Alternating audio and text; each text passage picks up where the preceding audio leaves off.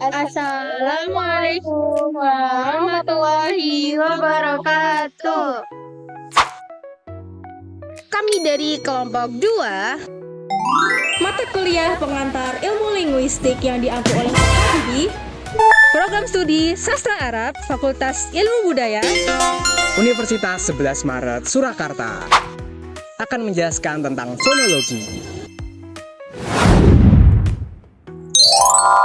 Saya Muhammad Naufal Kausar Rizky dengan NIM B0523086. saya Rizky Pasha Karimah Yasin dengan NIM B0523065. Saya Widya Indah Nurlaili dengan NIM B0523082. Saya Sahira Haryozi dengan NIM B0523067.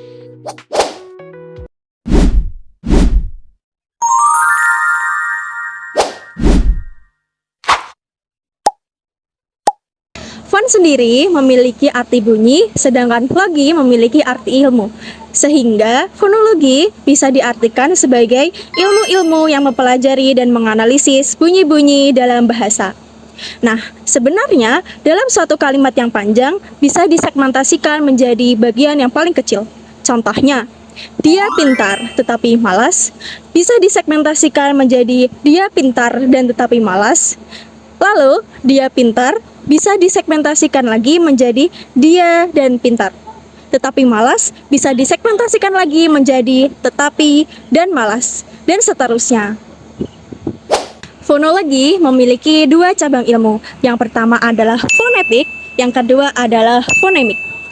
Fonetik merupakan cabang ilmu fonologi yang mempelajari bunyi bahasa tanpa berfungsi sebagai pembeda makna. Sedangkan fonemik merupakan cabang ilmu fonologi yang berfungsi sebagai pembeda makna. Masuk ke pembahasan pertama, yaitu fonetik. Di dalam fonetik, kita akan mempelajari proses fonasi. Proses fonasi sendiri adalah proses terjadinya bunyi bahasa.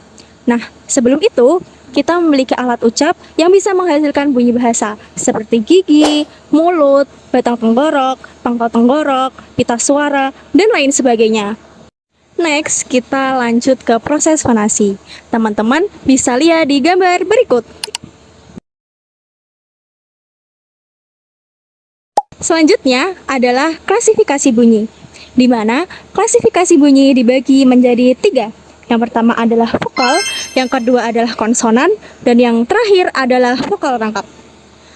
Vokal seperti A, I, U, E, O, sedangkan konsonan seperti B, C, D, dan selanjutnya. Sedangkan vokal rangkap contohnya seperti A, U, A, I, dan A, E. Berikutnya adalah fonem. Fonemik adalah cabang ilmu fonologi yang mempelajari bunyi suatu bahasa dengan memperhatikan jika bunyi tersebut berfungsi sebagai pembeda maknanya. Objek kajian fonemik adalah fonem. Cara mengidentifikasi fonem adalah kita mencari 2 buah kata yang sekiranya mirip dalam pengucapannya, seperti kata lara dan raba.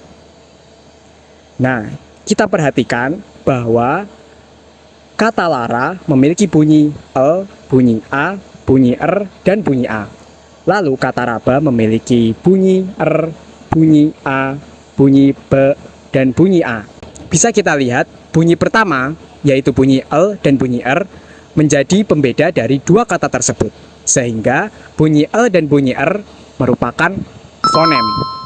Alofon merupakan bunyi realisasi atau varian dari sebuah fonem.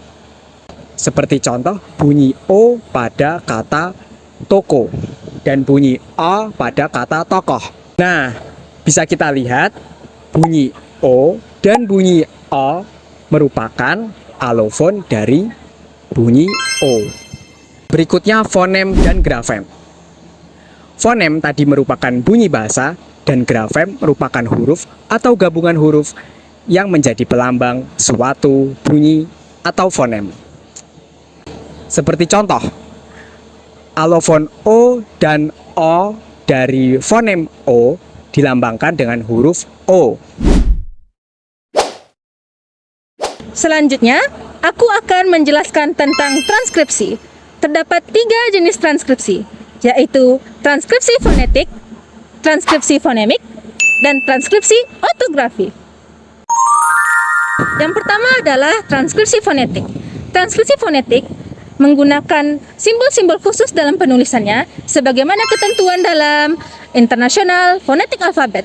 Transkripsi fonetik bertujuan untuk mengidentifikasi bunyi-bunyi secara detail untuk mengetahui cara terbentuknya, proses bunyi, dan artikulasi. Berikutnya adalah transkripsi fonemik. Transkripsi fonemik hanya berfokus pada bunyi dan tekanan yang dapat membedakan makna. Yang ketiga, yang terakhir adalah sistem transkripsi ortografi. Sistem transkripsi ortografi adalah sistem penulisan standar yang sesuai dengan ejaan. Selanjutnya, kami akan memaparkan contoh fonetik, fonemik, dan ortografi dalam bahasa Arab. Di sini kami mengambil kasus dari kata amala dan amala. Amala yang berarti pekerjaan dan amala yang berarti harapan. Yang pertama ada fonetik. Fonetik merujuk pada bunyi yang diucapkan secara fisik. Pada kata amala yang berarti pekerjaan, terdapat simbol menyerupai tanda tanya yang terbalik atau menghadap ke kanan sebagai bunyi konsonan faringal bersuara yang diucapkan dengan kontraksi di tenggorokan. Selanjutnya ada A sebagai vokal terbuka, M sebagai bunyi konsonan nasal bilabial yang diucapkan dengan udara keluar melalui hidung. Selanjutnya ada A yaitu vokal terbuka, dan yang terakhir L adalah bunyi konsonan lateral. Konsonan lateral adalah bunyi konsonan yang dihasilkan ketika udara mengalir di sepanjang sisi lidah, sementara bagian tengah lidah menyentuh langit-langit atau gigi. Selanjutnya, pada kata amala yang berarti harapan, terdapat simbol menyerupai tanda tanya sebagai glottal stop atau bunyi konsonan yang dihasilkan dengan menutup sementara pita suara atau glotis sehingga aliran udara terhenti, kemudian membuka kembali glotis untuk melepaskan udara dengan cepat. Dalam bahasa Indonesia sering terdengar dalam kata tak atau pak. Selanjutnya ada huruf A, M, A, dan L yang tetap sama seperti pada kata sebelumnya yaitu amala. Yang kedua ada fonemik. Pada tahap fonemik memperlihatkan bunyi-bunyi yang penting untuk membedakan makna. Yang pertama pada kata amala yang berarti pekerjaan. Fonem konsonan faringal yang menjadi pembeda utama dengan kata amala yang berarti harapan. Jika konsonan faringal diganti dengan glottal stop, maka arti kata akan berubah total.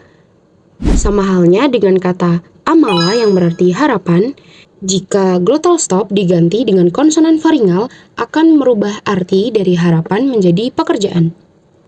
Selanjutnya dari sisi ortografi.